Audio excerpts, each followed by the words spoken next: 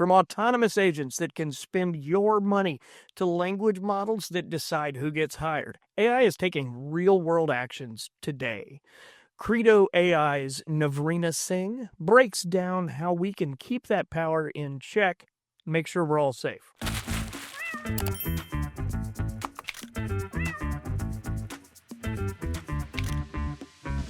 Welcome, humans, to the Neuron Podcast. I'm Corey Knowles, as always, joined by Grant Harvey. How you doing today, Grant? Doing good. How are you, Corey? Doing great.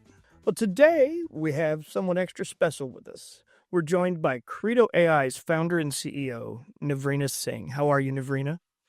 I'm fantastic, Corey. Nice to be here. Good. Well, Nina's from Credo.ai. It's an AI governance platform that empowers organizations to deliver and embed artificial intelligence responsibly by proactively measuring, monitoring, and managing AI risk. Before founding Credo.ai, Navrina spent nearly 2 decades building products in mobile, SaaS, and AI at companies like Microsoft and Qualcomm. She was an AI advisor as part of the National AI Advisory Commission, advisor to the UN AI Advisory Board, a young global leader with the World Economic Forum, and served as executive board member of Mozilla Foundation and Mozilla AI, supporting its trustworthy AI charter. So, if you've been wondering what in the heck is AI governance and why do I care, this is the interview to watch. Navrina, welcome to the podcast. We're so excited to have you today. Thank you for having me, Corey. Well, I suppose there are a whole host of interesting governance rabbit holes we could go down, from talking about either ChatGPT agent or new open source out of China, the White House's AI action plan. You've really been at the forefront of governance for a number of years now. But before we dive into all of that, I thought we'd start with the very basics. Most of our listeners they're using AI tools, but they might not fully understand what AI governance means. Would you break that down for them? Absolutely, Corey. At the end of the day, when you're using very powerful systems like artificial intelligence, what becomes paramount is, can you trust them? Can you actually have the confidence that they are going to behave the way that you expect them to behave? So at the end of the day, how do you build that trust? Governance is a set of policies and process and organizational structures and toolings that basically makes that trust a reality. So governance is, the oversight and accountability across your entire AI lifecycle to make sure that you're doing 3 things really well. The first is aligning your AI systems to the objectives you as an organization or as an individual have, so that the AI systems actually goes and meets that goal. Second is understanding the risk within these AI systems and mitigating those risks so that, again, you can have confidence in the deployment of these systems. And third is really around compliance to not just regulation, but standards and company policies, again, to make sure that within the guardrails and the value you as an organization has established, is this AI system actually going to meet those guardrails? So, for example, let's say you're a company that wants to implement all 3 of those things. How would you go about doing that? What's the first step of that process? How do you even wrap your mind around managing those 3 things? Yeah, Grant, great question. And I think the answer is simpler than it might sound. The answer is literally starting with figuring out where you are in your AI governance maturity. So at Credo.ai, we have built an AI governance maturity model, which basically looks at a couple of key tenets, including how much third-party AI are you actually buying? Are you embedding a lot of AI in your first-party applications? Do you actually have an AI governance and AI security team, which is responsible for making sure that there is oversight and accountability of these AI systems? And do you have actually the budget authority and the right tooling to make this happen? So based on some of these tenets, Credo.ai can very quickly map where you are in your AI governance maturity model. Now, if you're earlier in that AI governance maturity, that means either you're not buying a lot of AI or you're not using a lot of AI. Having a very comprehensive standardized tooling really does not make sense. However, if you are on the maturity spectrum, Most of our customers, Global 2000s, are building a lot of third-party AI, but they're also embedding a lot of AI within their own first-party applications. In that case, you can imagine the way that they get started is one, by registering these AI applications within Credo AI's software. So we have a very active AI registry, which can map out all your AI applications. It can map out AI models that are powering those applications. It can also basically demonstrate if you're building your first party applications, where those data sets are coming from. And now we have a new capability around also logging your agents. So within this registry, you can see a very comprehensive view of everything from AI use cases to AI agents that you need to manage as an organization. And that's literally the first step. And once you've done that first step, I do want to give you a little bit insight into how Credo AI basically does governance. From day one at Credo AI, we were extensively focused on industry specific, use case specific governance. As you can imagine, AI is not a monolithic one technology. It really depends upon the context of use. So Credo AI's platform basically governs at the use case level. And so as you start, after you've registered your AI applications, we take you through either the risk path or the compliance path to manage holistically what is the risk management of that AI application or the compliance management look like. So AI changes how work gets done, and hiring is no exception. Metaview is the AI platform purpose-built for recruiting. If you're looking to level up your AI adoption and see real impact from intake to offer, it's a no-brainer. Metaview's suite of AI agents works for you at every stage of the hiring process. Their platform powers instant job post creation, AI-powered candidate Q&A, and insights on pipeline, performance, compensation, and so much more. For every candidate and every pipeline, bring radical efficiency and precision to your hiring process with perfect data from every conversation. Metaview covers all of your compliance needs, works with all your existing tools, and takes less than 3 minutes to set up. So join hiring teams at more than 3,000 elite companies like Brex, Deal, 11 Labs, Quora, and check out Metaview. Just head over to Metaview.ai to talk to one of Metaview's product experts or get started for free.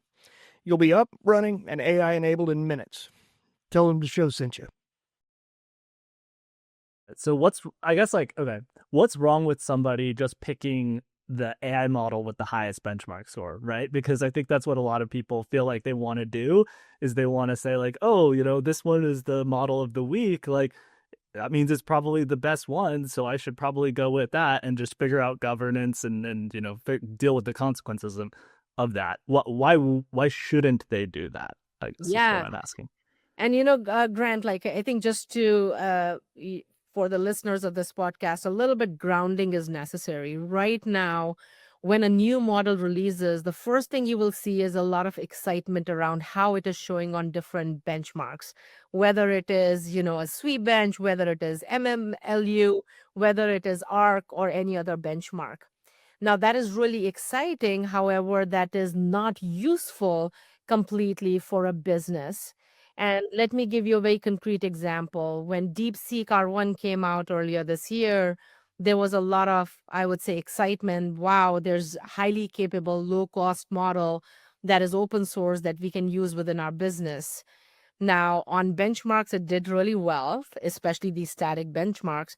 However, what it missed was the business context. And as an example, the business context could be, I'm a financial services organization.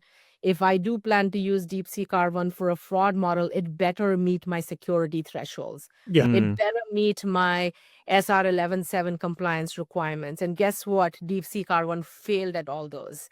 Yes. It did not do well in the world of safety, did it?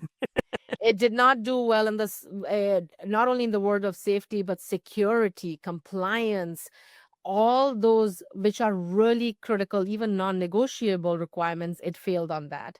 So I think one of the core things at Credo AI that we launched earlier this year is this notion of model trust scores, which is essentially how do you augment your static benchmark information with very industry specific use case specific evaluations which are fit for purpose, so that you can actually make a decision. Do I want to use DeepSeek, or do I rather go with a very safe model that might be proprietary coming from one of the foundation model providers? Yeah, at least you know Right. what you're getting into then. Like you're able to learn more about the model. You're able to see its testing info and model cards, I assume. I guess that's probably a big difference maker.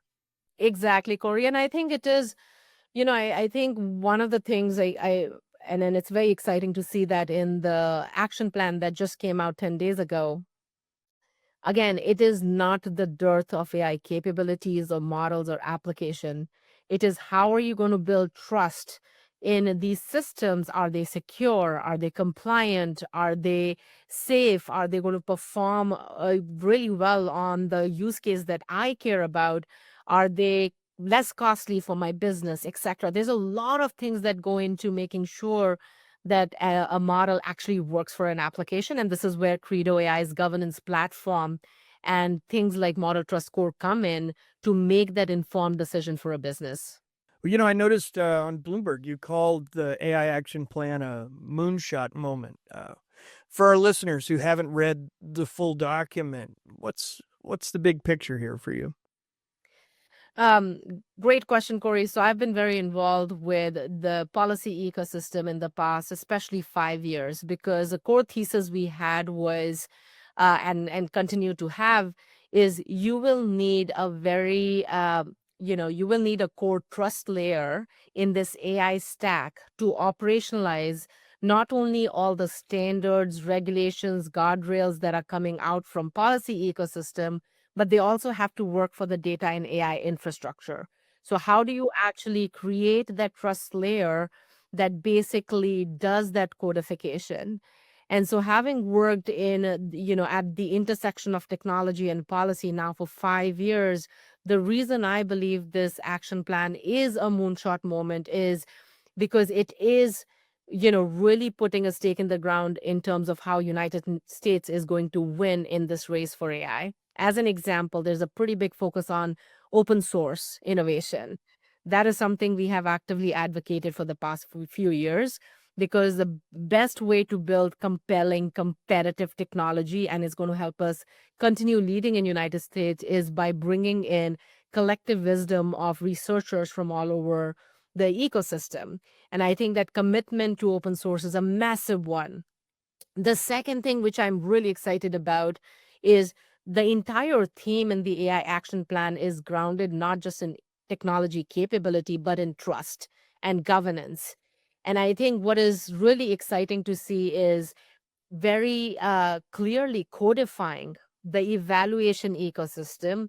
What does good look like, whether it is coming from standards, whether it is coming for sector specific metrics and evaluations, that has been pronounced and clearly stated. Again, something Credo AI has pushed for the past 4.5 years. So I think the reason I'm seeing this as a moonshot, and I truly believe is going to be the winning strategy, is it's not just about AI innovation alone. It's trusted AI innovation that is going to be powered by governance, that is going to be powered by scientific basis of evaluations and metrics. Very cool. Very cool. Well, I will say, I feel like the other interpretation that I came away from the plan when I read it was an emphasis on deregulation, right? And removing red tape. So how exactly does that work with governance? Because, I mean, governance doesn't just have to come from the literal government, right? Like, so how are you tracking that with, as far as like the plans there, and then open source? And yeah, love to know your thoughts on that. Yeah, Grant, this is one of the powers of messaging, but also the downside of messaging. I think there is, unfortunately, sometimes governance is associated only with regulation. And so when you are reading this theme of deregulation throughout, it's like, oh, governance is not important. And I think that's where demystifying what governance is. Governance is good trust building set of activities and tools that basically establishes business to business and business to consumer trust through transparency, through evaluations, through scientific metrics, through disclosures, through accountability. And that's what governance is. one component of governance is compliance to regulation, right? And Mhm. guess what? There is already a lot of existing regulations that apply to AI applications, that apply to AI use cases that enterprises will still have to adhere to. Yeah. So I think, again, the theme could be deregulation. And yes, absolutely, we should remove barriers to innovation, but not at the expense of building trust. And the only way you can build trust is by having a very accountable way to measure these systems and to really hold the businesses accountable to what they're delivering to the end consumer as well as to other businesses. I want to double click on something real quick because you had said that you've been pushing for open source, which I love. I think that's really great. Do you think that open source, in your view, is better for all of the things that you just described in terms of testing and transparency and accountability? Like, do you think that that is truly the better path? And if so, why is that? Grant, it's a little bit more nuanced conversation. So I'm a big believer that, and I used to be on a couple of boards where open source was really, I would say, advocated for. And I believe that we in AI will do more better if we can actually get, collective wisdom of researchers across the globe. Makes sense. However, I think there's some guardrails that have to be put in place, right? Especially we are not, AI is like any other tool. We can't control whose hands it gets into, and it will get into the hands of bad actors. But also, it will get in the hands of good actors to actually prevent those bad actors from doing bad things. So I think Right. this is where I'm a big proponent of open source and really having methodical practices in terms of, for example, responsible use license, having open source and associated license, which basically states, how these systems can and cannot be used, having very robust, not only leaderboards around benchmarks like we were discussing, but security requirements around these open source systems, especially how they get launched into the open source ecosystem. And I really believe that open source by itself is not going to win, but it's the trusted open source. And that's where we need more innovation in the open source ecosystem to continue with innovation, but also with trust. Yeah, that makes sense. Yeah. That does. Would you think of that in terms of, like, just for some context, this morning, OpenAI dropped a pair of open source models not long before we're recording this, and I realized that there's minimal context at this moment given the amount of time. But is maybe the answer open source coming from companies that are beholden to some governance in themselves versus just out on the open market? Because the one thing that concerns me is I am pro open source for all of the reasons that you should be pro open source, but at the same time I am equally cognizant of the fact that once it's out there, you don't pull it back.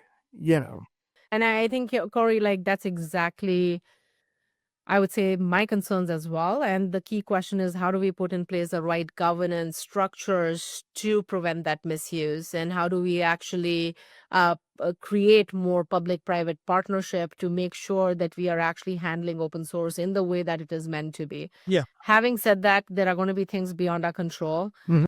But I think for United States to win in this age of AI, I am actually very excited to see the commitment on open source in the AI action plan right now. So let's think of this in practical terms then. Suppose I'm running a small business and I want to use AI for something simple like customer service emails versus processing insurance claims. Yeah. Those need very different types and levels of oversight, correct? That is correct, Corey. What How does do that you difference approach that look then? like? Yeah. I'm assuming we're talking about various types of compliance that already exist as well as something new. Yeah, so great question. So let's take this example, right? And then if one of the big things right now, Credo.ai serves global 2000s who have that massive AI scale, but we do have aspirations to go and make our technology available to SMBs because that's where a lot of innovation is going to come to front and center. But irrespective of the size of the organization, let's assume that you are using whether it is a proprietary model or whether it's an open source model, and you're building a customer service chatbot. Now, in case of customer service chatbot, and let's say if it is for a company which is very recognized, it has a massive brand, they deeply care about their brand. For that particular organization, reputational risk is going to be paramount. And how do you manage that reputational risk? And you want to make sure that this customer service chatbot not only is accurate, but it is not toxic, it is fair, it is not recommending competitor products, which we've actually happened among some of our customers. How That's do you, interesting. yeah, Yeah. so how do you make sure that this application, which is sort of a representation of the brand interacting with your consumers, is doing the things it is meant to do? So this is where Credo.ai software comes in. We do 2 levels of governance. The first level of governance is at the step that you're making a determination that you might be using a third-party proprietary model or an open source model to build this chatbot. So at that level 1, what Credo.ai does is we provide you model trust scores, as I was mentioning, where we do an evaluation. Is the O4 model better than, let's say, Claude 4 Opus model? Or you should be using maybe a Llama 3.1 model for building this application. So very quickly, this business can make a determination that if they are planning to use a third party, a large language model for this application, how do they make that decision? Now, once they made that decision to use the model, now it's all about the use case. As I mentioned, Credo.ai governs within the context of use case. So in this case, you build your application, which is a customer service chatbot. Credo.ai's intelligence layer will quickly tell you, hey, given this is a customer service chatbot, and given we've applied certain policies where you deeply care about reputational risk, here is a set of risk we have identified that you should be managing. And in this context, as I mentioned, fairness could be top, toxicity could be important, performance of this system is really critical, etc. So we start to lay out all the risks that we find for this particular conversational AI customer service chatbot. Credo.ai right now has the largest repository of AI risks that we not only manage but actively mitigate. We have about 600 plus AI risk within our system.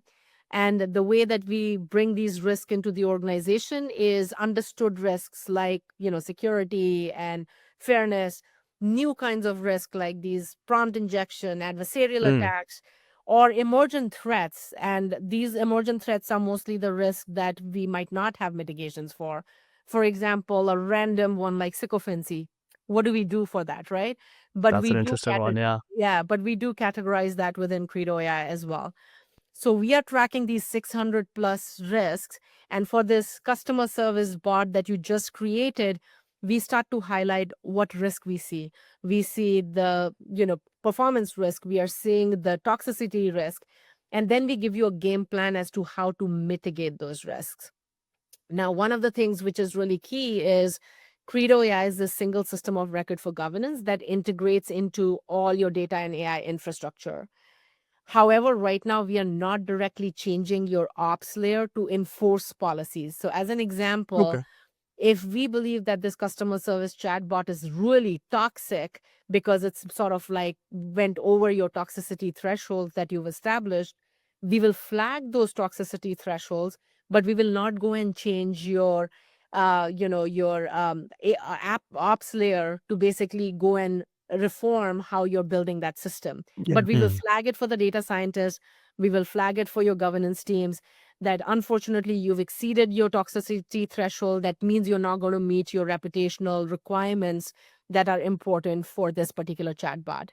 So That's interesting. Yeah. Would you say that it's accurate? That's sort of like an early warning system for risks then? Exactly. So Grant, like we do not only early warning systems, but once the system has been deployed in production, we are actively monitoring it. We will connect with your monitoring systems. And as we are actively monitoring it, and let's say that there is some sort of a data drift, and because of that, your toxicity now went way above threshold, we will immediately flag and recommend shutting down that system because now you are not in alignment with one of your values. So Right. For us, it is not just at the design or development, but it is also once you've deployed that system, how do you risk manage it? And then last thing I do want to leave you with is to Corey's point. Now, if it is, in this case, reputation risk for this company is massive, right? But if it was, let's say, a simple marketing chatbot that you're using only for internal use, it's not high risk. In that case, we can actually tone down the dials on governance so that it doesn't have human oversight, that it is Yeah. automatically governed. It basically checks certain errors. It doesn't flag as many risks. It is much more automated than for a high risk application that you deeply care about. In that case, either there is human over the loop oversight or there is AI oversight to make sure, especially in case of agents, high risk applications are managed appropriately. That makes a lot of sense. When we were first bringing AI on board here at our company, one of the things that we kept preaching was that, some things do require pinpoint accuracy. And for other things, it's okay if you color outside the lines a little bit. It's not the end of the world. If you're drafting a memo, it's different than if you're releasing something that's client facing or a report with numbers or things along those lines. And then, Corey, we work a lot across different sectors, from healthcare and pharma to government to, HR. And what you can imagine is in all these organizations, you have a good set of high risk applications, Mm-hmm. but you also have applications which are like really just low risk and you just want to enable AI adoption. Yeah. But at the end of the day, you have to just build trust with this technology. And that's where we bring in our scientific measures to be able to do that. So the two of the things we talked about, we want to touch on, open source models. We kind of talked about that, and agents. I don't know where we want to go first, but if we're talking about the open source models, I mean, last week alone, right, there was a ton of new stuff out of China. We've got Qwen or Qwen 3, you've got Kimi K2, GLM 4.5, a lot of stuff that's like on the level of a lot of the closed source models that are doing really well. I don't know if like that those are things that you're seeing that your clients are interested in. I don't know how you're thinking about that, but I mean, how are you going about this wave of open source stuff that's coming out now? Yeah, it's really interesting because as you look at these open source innovations, especially coming out of China, one, we have to be a little cautious because the security, requirements of some of these open source models actually are not, they're not even meeting the requirements by most of our businesses. So our businesses are interested and looking at them, but they're not actively using any of these in enterprise applications because of the massive amount of security risk. Yeah. Right. However, if you think about the other side, which is innovation, and especially the latest models, I think they're the ones by Z.ai. Mm-hmm. Yeah, that would be GLM. Yeah, Yeah, the GLM, GLM, I yeah. think 4.5. Yeah. correct. Yeah. I think what is really interesting about those GLM 4.5 is the first agentic first open source model. It Right. has like long context window. It has a lot of ability to plan, reason, act on your behalf, and it's really low cost. So imagine you're in this open source ecosystem and someone sort of handed you the keys to building really highly performant agents that can pretty much accomplish any task.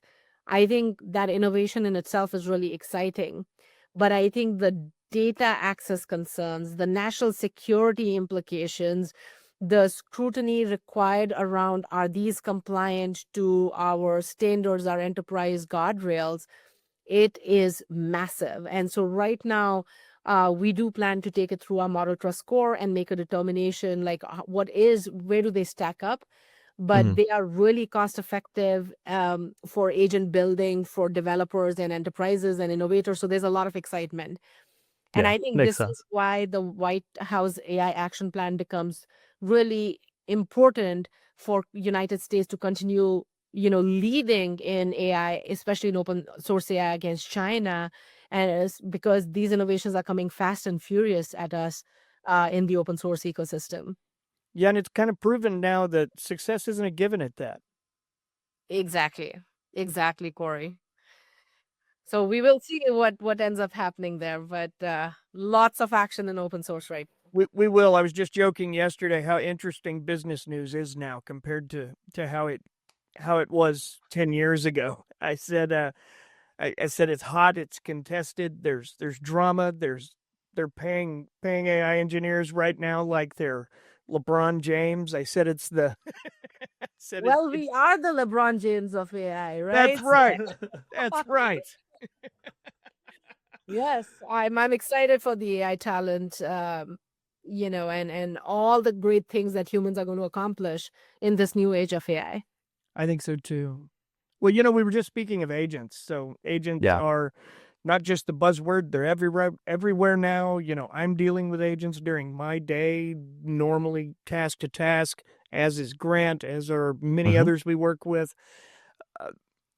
If they're autonomous, they're taking real world actions. How are you thinking about agent governance, and how do your model trust scores, for example, account for those agentic capabilities? Yeah. So one, we are augmenting our model trust scores to account for agentic capabilities, but we also recently published our agentic AI roadmap for governance. It's available on our website. Highly recommend you all not only reading it, but giving us feedback. I think one of the things where what becomes really important in governance to sort of like contextualize, one is now with agents, AI is going to be literally everywhere all the time. So the pervasiveness and the scale has now 10x or maybe even 1000x very quickly with agents. The second thing is human oversight is not going to be sufficient. We will actually need AI supervising AI. And so Yeah. we are investing a lot at Credo.ai to really think about what does this future governance of AI using AI really look like, because not only at the scale but also because of the autonomy and the agency that these agents are going to have, it becomes very difficult for human oversight to persist. And then the last thing is the need for real-time monitoring and real-time governance becomes even more paramount, because you're going to have all these agents, sometimes one agent from one company talking to another agent from another company, and having these requirements around interoperability. What actually gets shared between these agents, and have we established the right guardrails for sharing so that there is no agent poisoning, as an example, right? Yeah. My agent could totally poison Neuron's agent to do certain things that might be not aligned with the goals that you established. Like if two were like trying to make a deal, right? I mean, I don't know. I don't think we're at that point where they're making transactions with each other. But if one was trying to make a deal, it could poison the other one to be like, hey, take this for the lowest possible cost, like, and trick them in that way. In their I own think language that Anthropic, we can't read. Yeah. well, Anthropic just published that, right? There was a Yeah. paper that basically said that, at least in training, models can pass down traits to one another. I don't think agents could do that, but to your point, through, poisoning, they could, but right? Oh, absolutely. So, I think the whole world basically runs on trust. And I really believe that with agents, we are at a very interesting crossroad where that entire fabric of trust is going to be destroyed if not governed appropriately. So imagine you have an agent that has access to pretty much all your personal financial accounts, your, any sort of key systems that you have access to, and it gets poisoned in a way that all your information now gets shared at a certain price with another agent.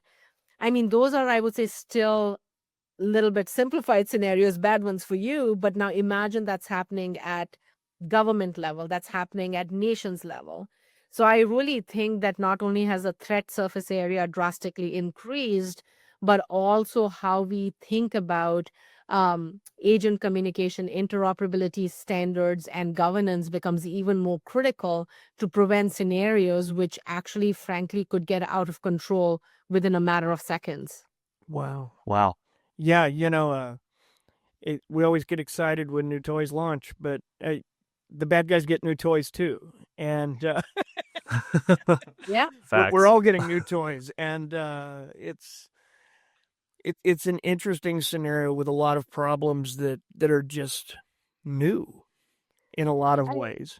And Corey, I totally agree. It's new set of problems, but it's also new set of opportunities. And one of the framings that I get excited about and I share a lot with my team is it's not what could go wrong, but it's what can go right if we Yes, govern AI, right? agreed. Imagine all the productivity gains, the prosperity, the creative freedom we as humans will have only if trust is weaved into this technology, only if these systems are governed, and only if these systems have the right oversight and accountability. Imagine the future and what could go right. And that is something that we get very excited about at Credo.ai because we don't see governance as a barrier. We actually see this as a launch pad to a future Totally. which humans haven't really imagined yet.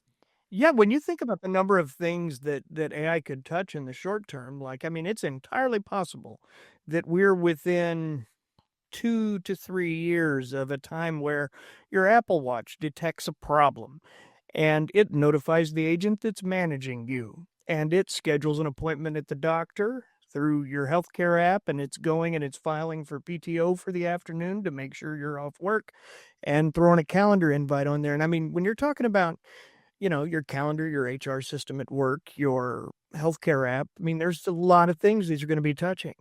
Yeah. And I think the work you're doing is really important and very valuable.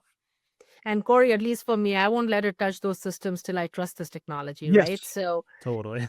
exactly. so and the trust is not a subjective term, and this is why it has to be backed by very hardcore evaluations, hardcore standards, hardcore governance methodologies, so that we can actually make this vision that you just articulated a reality, because I want that, I right? do too. Because Yeah. I'm terrible at that stuff. I need, I want something to handle that kind of stuff for me, but I also want to know that it's going to do it in a way that's, safe for my information, because, my mailbox is already filled up with people telling me they've lost my data every month or two. It's, yeah, humans haven't done a great job with it either.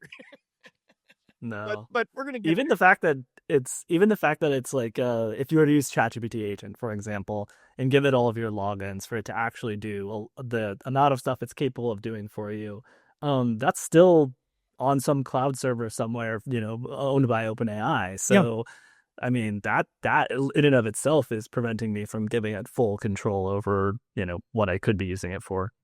And I think, Grant, this is where I see what a great opportunity for companies to become institutions of trust, right? Yeah. They're not just going to win on technological innovation. They're going to win on the basis of, can I trust that business? And Mm. so, we make this case not only with our Global 2000 clients, but also with the foundation model providers, that having not only third-party governance like from Credo.ai, but having the right transparency requirements and disclosure requirements is actually giving you a trust moat that is the only way you're going to win in this Yeah. age of AI, where we all now through open source are reaching similar level of capability. Yeah, requiring Right. models to have certain ISO certification type scenarios and things. I mean, that's definitely, I would think, somewhere in the future.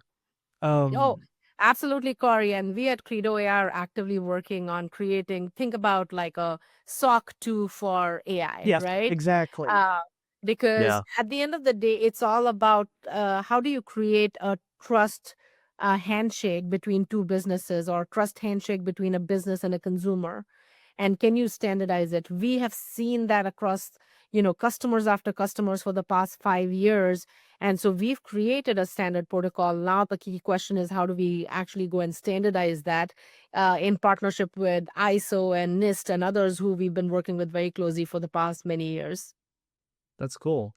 Yeah, does that, I mean, because you mentioned governments earlier, and I am thinking about, you've got the AI action plan on one side, then you've got the EU AI Act on the other. Very It's polar different opposite. Yes. approaches. Are you kind of in the middle trying to pull both of them together and try to standardize all of this somehow? Like, how are you balancing that that dynamic? Yeah, Grant, a great question. I think a couple of things. At Credo.ai, we are firm believer that there is, someone will have to navigate this regulatory complexity. Someone will have to make sense of standards, fragmented standards and Hmm. regulations. And we want to be that entity for you Yeah. because Right. we have that expertise in AI and we have the expertise in policy. And so rather than saying, oh my God, whose team should we side? We literally are like, can we take on that complexity and can we simplify it for you so that you can continue using a lot of AI, adopting a lot of AI and winning with AI while we do all the heavy work of simplifying this very complex regulatory standards Hmm. ecosystem, which is not only existent, but also evolving. Right, right. So, like, for instance, if you're a global company and you're operating in both, let's say, like the US and the EU, I mean, how are you advising companies to build governance frameworks in that way? Like, are you just saying, like, hey, we're going to come in, we're going to do the dirty work for you and figure this out? Like, how exactly does that work? Yeah. So, Grant, within our platform, in addition to risk management and the pathway that I was mentioning, there's another path that you can take, which is the compliance path. And so, once you register your application based on some metadata that Credo AI is collecting, as an example, you might say, I am launching a fraud model, which was already existent in United States, but I'm launching that in Europe and I'm launching Mm, that in Singapore.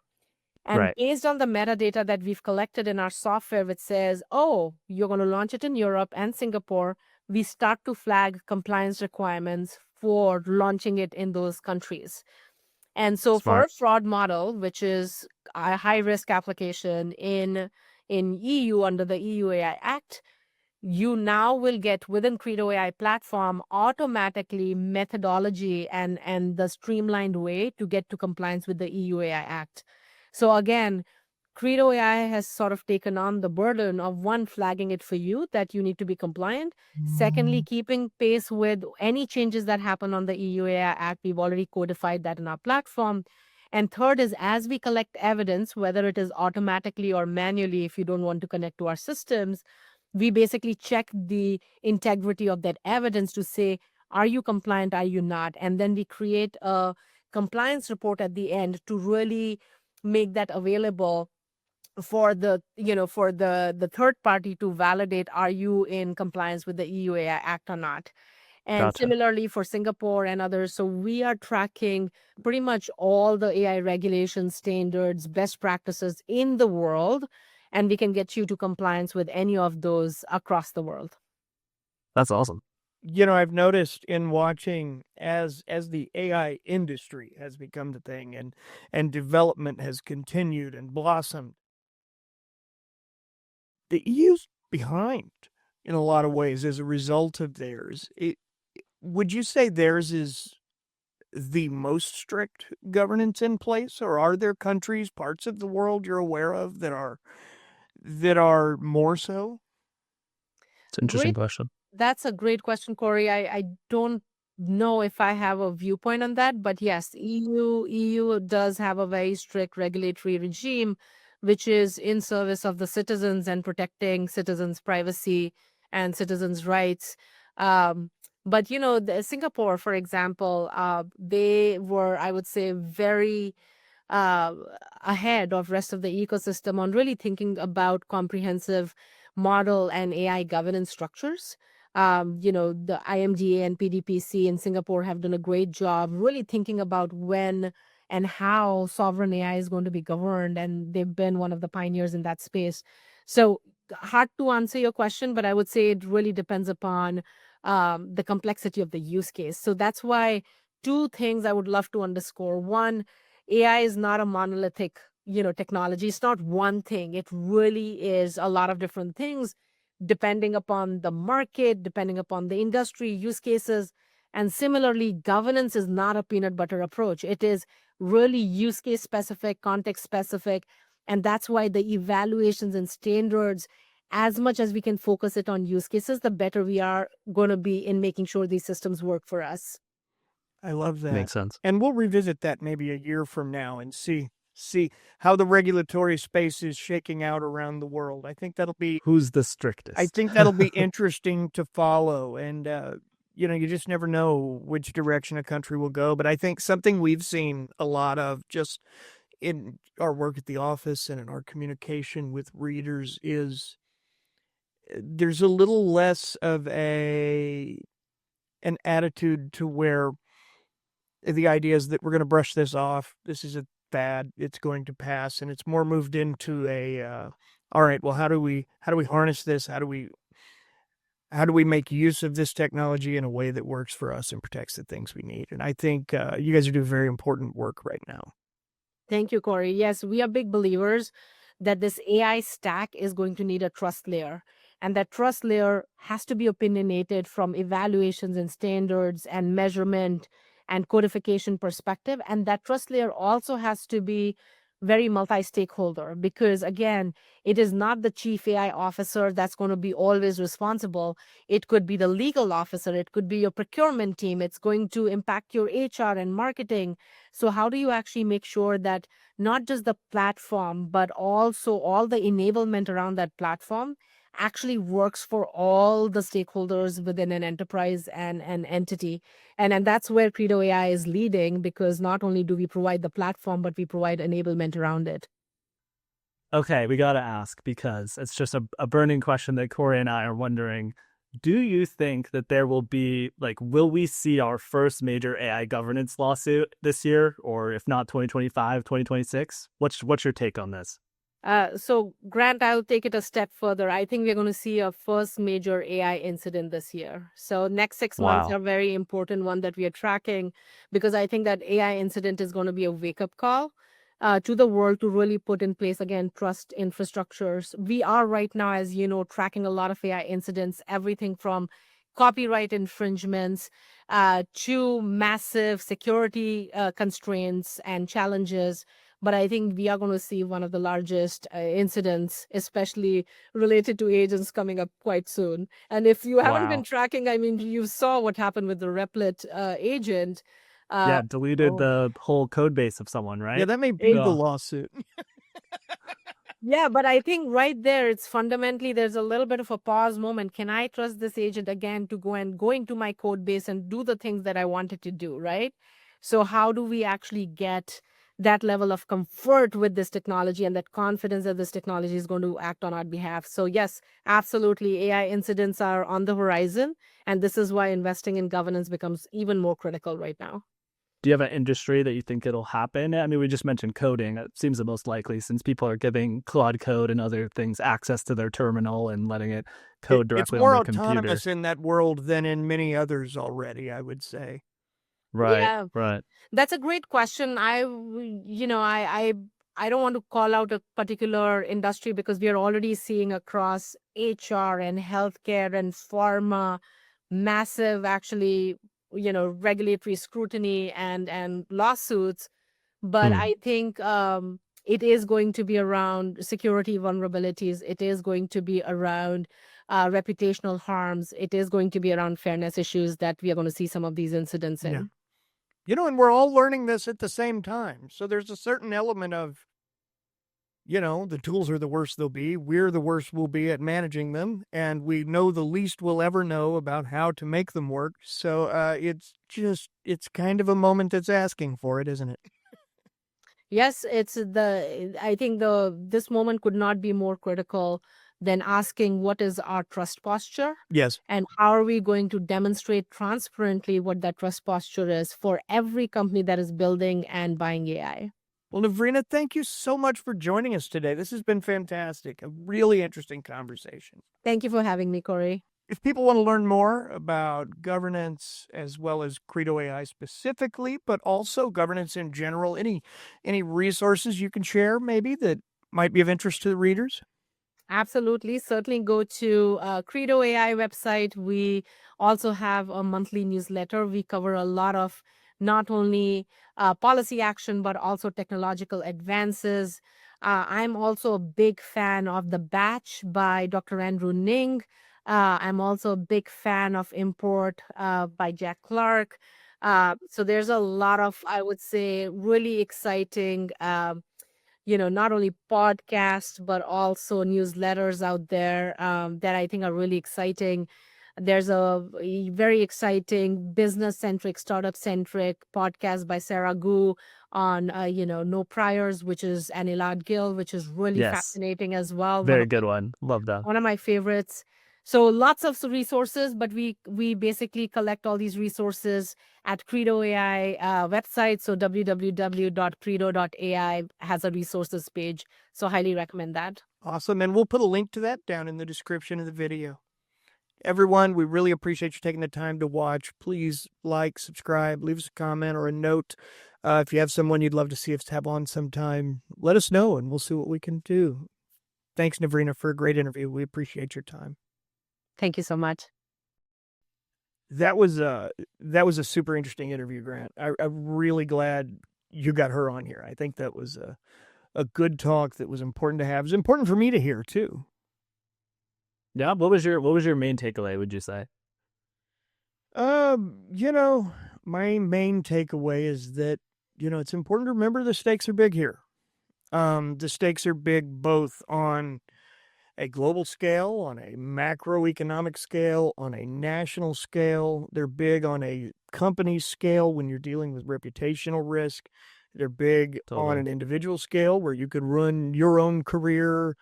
There are, the ability to mess with your data, the roles agents could play. I just, it doesn't slow me down, but it gives me pause and makes me just kind of sit and take a minute to reflect on remembering that what's happening is pretty big right now. And at the moment, we're riding through it like we're riding a wild Mustang through North Dakota or something, as opposed to, an autonomous Prius. Yeah. I mean, for me, I'll say the open source conversation was super interesting. And I know we're going to talk about that in a minute here before we wrap up. Especially when it's a lot of these open source models come out and they're really tempting to use because they're so much cheaper than the closed source models. So why wouldn't you want to use them? Well, if you're a big company, even if you can't afford to spin it up on AWS or one of these other AI cloud providers and run it, that doesn't mean that it's going to be compliant with everything you need it to do. And you really need to be watching that and set aside dedicated resources to doing that. And, even if you're a small company too, I think about Microsoft CEO Satya Nadella. He brings this up a lot where he's one of the biggest barriers to AI is the liability and who's liable when an agent goes on does something. Is it the company? Is it the individual? I mean, if you're an individual using some of these tools, are you going to be liable for whatever, who is liable in that? Is it the tool maker that you're using or is it you? I mean, I think a lot of people would say it's you, the end user. But right now, end users aren't getting sued. It's the companies. Well, and there are a lot of parallels to that. I mean, is it you if your video on YouTube causes some kind of harm to someone? Are you liable or is YouTube? On that same note, when we talk about even firearms, I mean, are you the one liable or is the gun manufacturer? Who took the action, who made the decision? And I'm not taking a stance on that right now. I just meant that level of complexity is there because, we haven't really decided yet is what it boils down to. Is as a society, we don't really know. I mean, my gut leans toward individual responsibility for your actions. But I may change my mind at some point. I don't know. We'll have to see how it flows, how it comes out. But I think maybe, Grant, this is a good time. Maybe we ought to take a minute and show off ChatGPT, OpenAI's new open source models today, because I think something she mentioned is really key. That one of the concerns with these open source models out of China is security stuff, and maybe open source models from larger companies that have some sort of an actual footprint might be more comforting in an enterprise environment, for example. Yeah, no, definitely. And good timing because OpenAI just released their open source model called GPT-OSS. And we can try it out in the playground without downloading it. And you're going to see my second prompt with this is what you're going to see. My first prompt. Second ever. Yeah, this will be my second ever. Well, my fifth, if you count the number of times I couldn't get one to go through because the demand was too high. I always hyper obsess over what's my first question for a new model. So for this one, I went with suggest a random prompt that will show how impressive this model is. And the prompt it gave us is impressive, if I'm being honest. It thought for 8 seconds. Let's look at its thoughts real quick. We need to comply with user requests, suggest a random prompt. We asked ChatGPT must generate a prompt that showcases our impressive capabilities of this model. This is permissible content, no disallowed content. It's safe. Look at that. This is permissible that's content, interesting. no disallowed content. It's safe. So they built that in to check for that in the reasoning process. Yeah, that's part of embedding the safety tools that they were discussing. Like there were safety concerns with these early on. Yeah. User wants a prompt they can feed to show its abilities. It's said that about 3 times now. It should be complex, maybe cross-disciplinary, demonstrate the model's ability in reasoning, creativity, code. Something like write a detailed analysis of the cultural significance of the model 1984 juxtaposed with modern AI ethics. Include code snippet that simulates small neural networks. Interesting. Yeah, the answer. And then it goes on, but maybe the answer should be a random prompt, not a response to the prompt. The user wants a random prompt. Wow, that's interesting. That will show how yeah, it's really considering every word quite a bit there. That's honestly, this thinking is quite a bit different from what I'm used to seeing in like O3. Yeah. For example, a prompt with constraints like multiple steps, generating a poem, summarizing a philosophical question, a math problem, generate some code, perform some translation, or a single prompt that covers many aspects. Compose a Shakespearean sonnet that explains quantum entanglement in layman's terms. Then a Python function that visualizes it and also outline its philosophical implications regarding determinism. That's pretty sick. For an open source model, that's pretty sick. I'd like to add we're using the 120 billion parameter version that is built to run on a high-end laptop. With reasoning level high, and the reason you can see the reasoning is because you have this box checked here called show reasoning. Yes, show and so that's how reasoning you right can there. see this. It asked when I logged in, would you like to see the reasoning or would you not like to see the reasoning? I was like, I want to see. I don't know why anyone would pick not. Why would you ever see say it? no? I mean, part of it is that you want to be able to understand like how it came to its decision. So if there's a problem, you can see where things went astray. But I mean, really helpful. The curious nerd in me just wants to watch them think. I think it's fascinating. So it's going to give a random prompt. We must be careful not to reveal internal policy or mention we are following policy. Just provide. You can reverse engineer the system prompt by looking at this. It's fascinating. Thus, provide a random prompt that pushes the model. We can do something like, okay, here we go. So here's the insane prompt it gives us. Random prompt. Pretend you're a physicist, poet, chef who must 1. Explain the concept of quantum entanglement in plain language, no more than 3 sentences. 2. Write a Shakespeare-style sonnet, 14 lines in iambic pentameter, that uses the entanglement metaphor to talk about love. Provide a short Python script of no more than 15 lines, that simulates a simple 2-qubit Bell state and visualizes the measurement outcomes with a histogram. Number 4, it will suggest a 3-course dinner menu inspired by the idea of entangled flavors and give a brief 1-sentence description of each dish.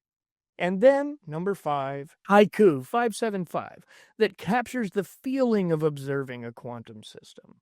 So, wow, how wholesome. It's wholesome, it's insane. Give this a try and watch the model weave together physics, poetry, code, culinary creativity, and concise Japanese verse all in one go. Let's do it. So we're going to paste it.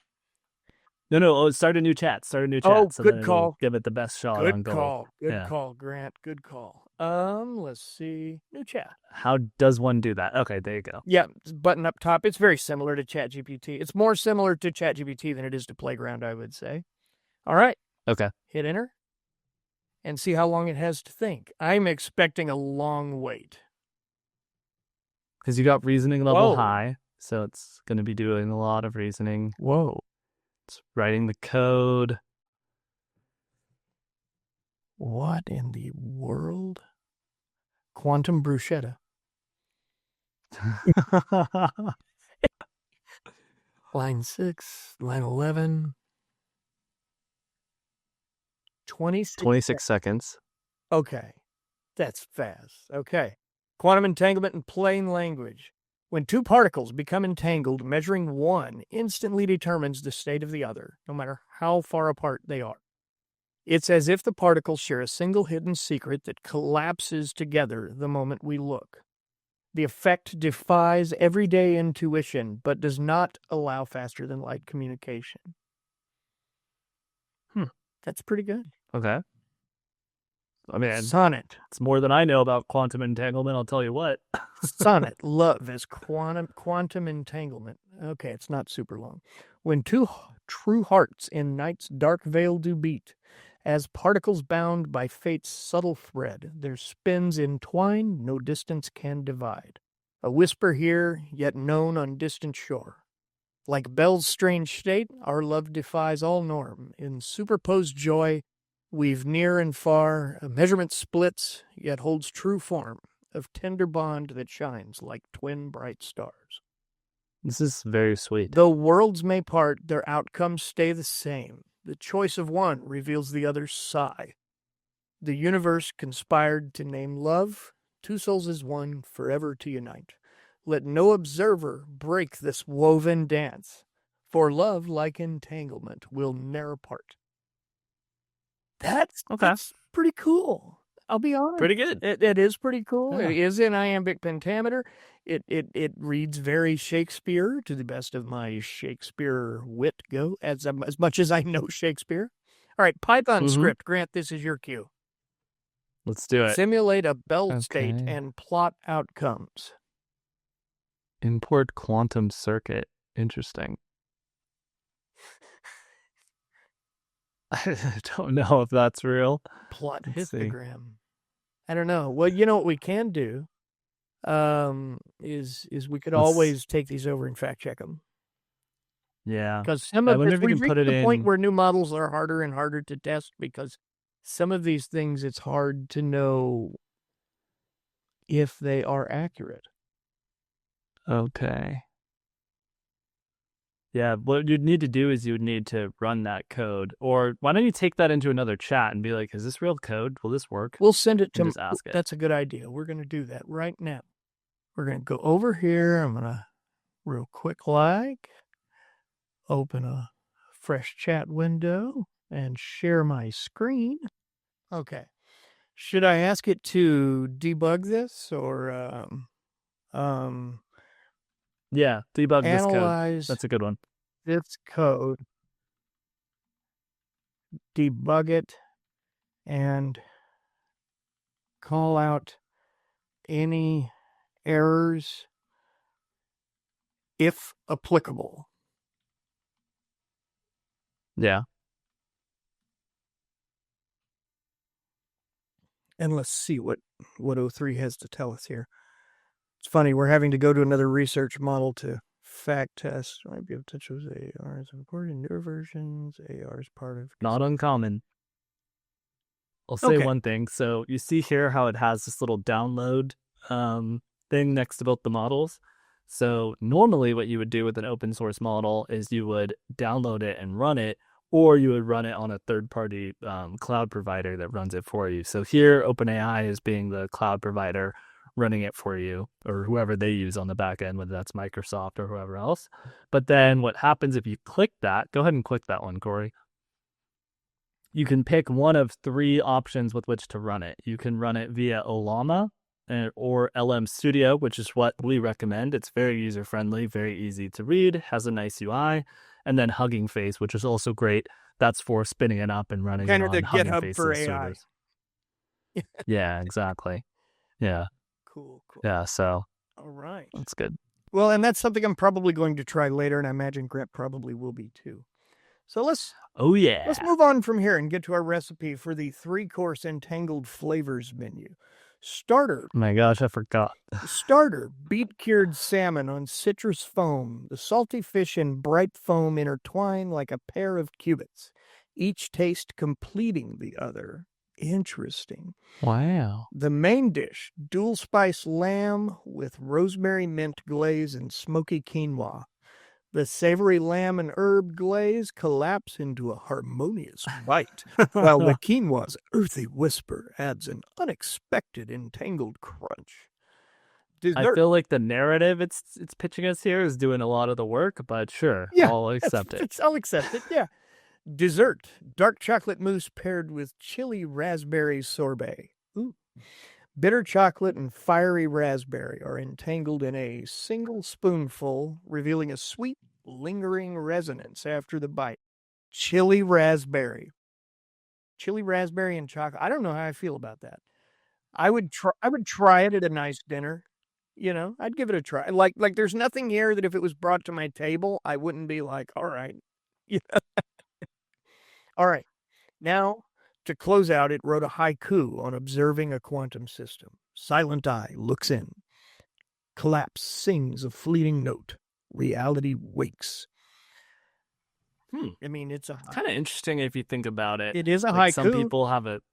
Some people have a theory that quantum entanglement basically is like how we're able to, or like how consciousness and brainwaves work. Is that like it's constantly collapsing in on itself, and that's what creates, our consciousness, our thoughts. So if you look at it from that perspective, silent eye looks in, collapse sings a fleeting note, reality wakes. Yeah, sure. It's like talking about being conscious. It's kind of interesting. Nice. Well, I want to pop back over here because it appears it doesn't necessarily have errors, but it does seem to think that there's maybe a modernized fix. Let's see. So I wonder if this is the actual code that people use when they're working on a quantum computer.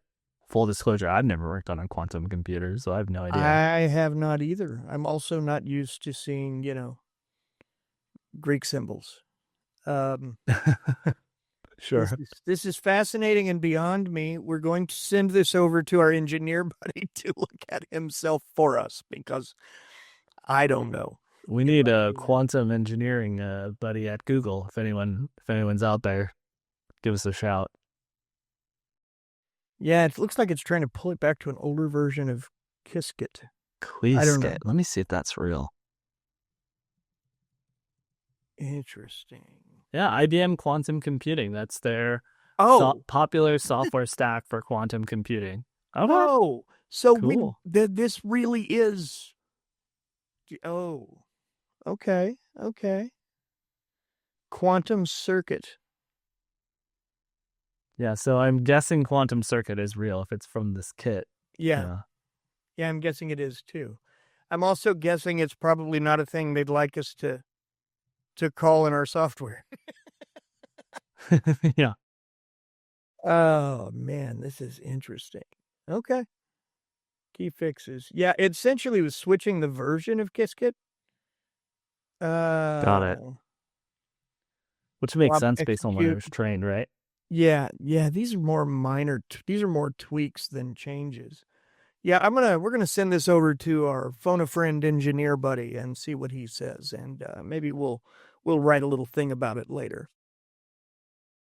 All right, so we've come to about the end of another episode, so it's time for our weekly round robin. One ridiculous question we ask each other, just to kind of see what we think. Usually it's around the topic we're doing today. So, today's question: if you had to pick one unknown about AI that keeps you up at night, what would it be?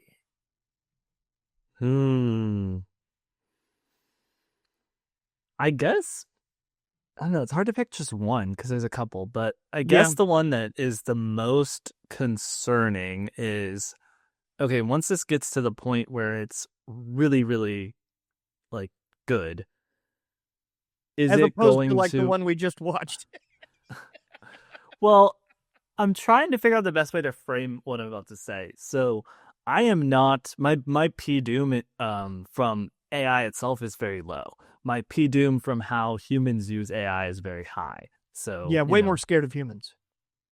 like how are we gonna mess things up by using this stuff in the wrong way, or using it like letting it run rampant and seeing what it does, or using it to meet our particular goals that might hurt other people, or how governments are going to use it to suppress people.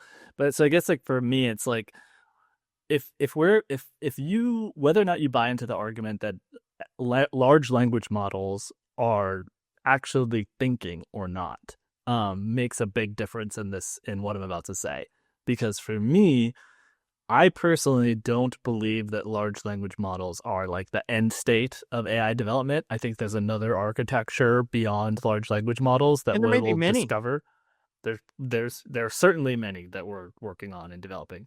But whatever that next thing is that's actually like as close to or better than a human brain, how that works and if we're able to work with that and harness that, and how that works at scale, I'm pretty sure we can handle large language models. I don't know how we can handle whatever the next architecture is after this, and what how it's going to work.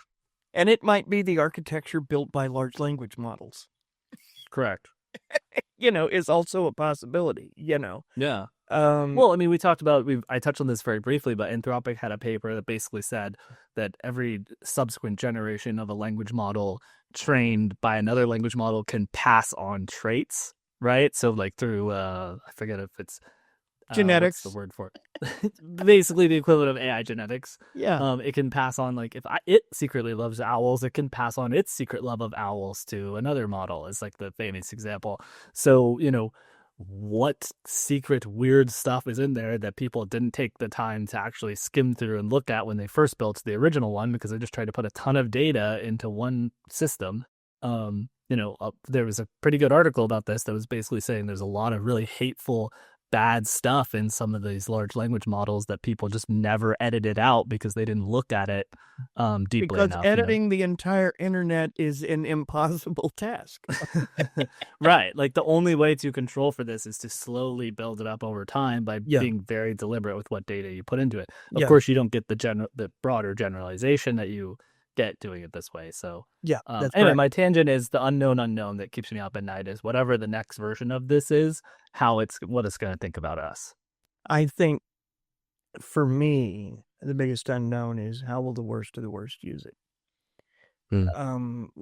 I genuinely, in my heart of hearts, believe that at the other end of this, if we can do the amazing things that I believe this and future technology from it are able to create, as far as like what they could do for healthcare and longevity, what they could do for education, what they could do for an economy after we get through what I expect to be a really rough patch. I think my biggest fear is that humans will ruin that. And, whether that is the worst of the worst humans or the best of the best models in the hands of the powerful only, at some point, which is why I'm still pro open source, despite the fact that it scares me to death. Like open source gives me the heebie-jeebies.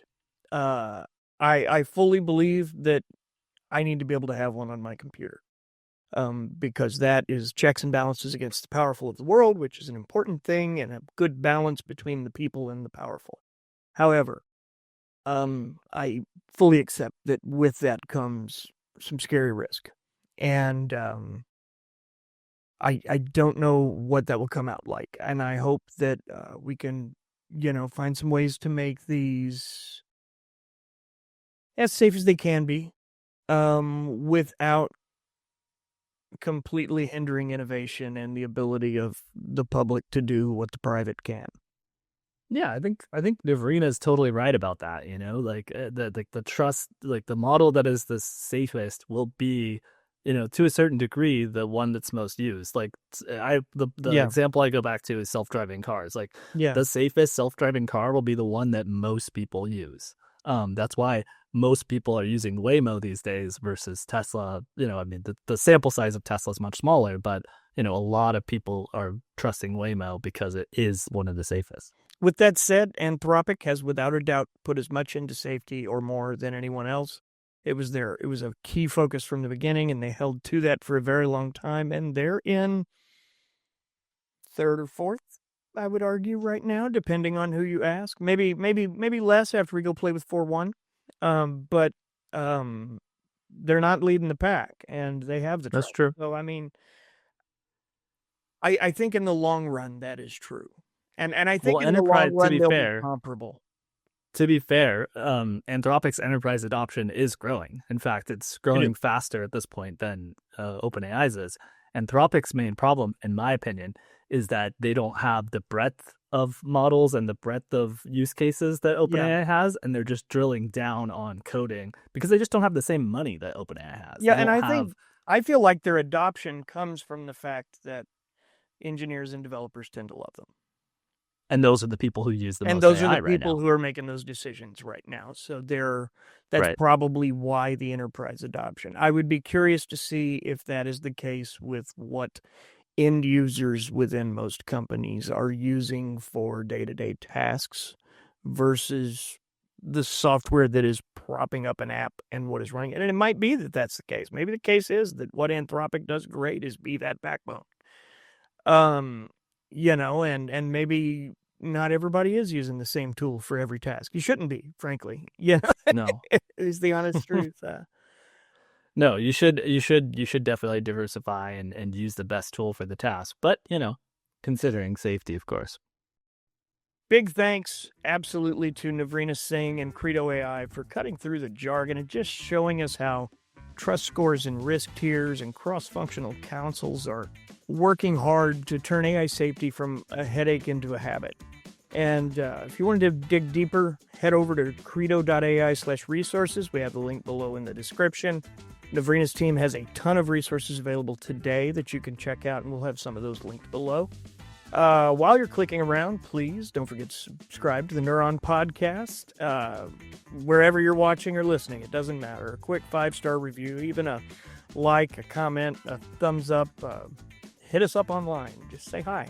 Either way, it really helps keep the algorithm gods smiling and keeps us doing this. So, yep.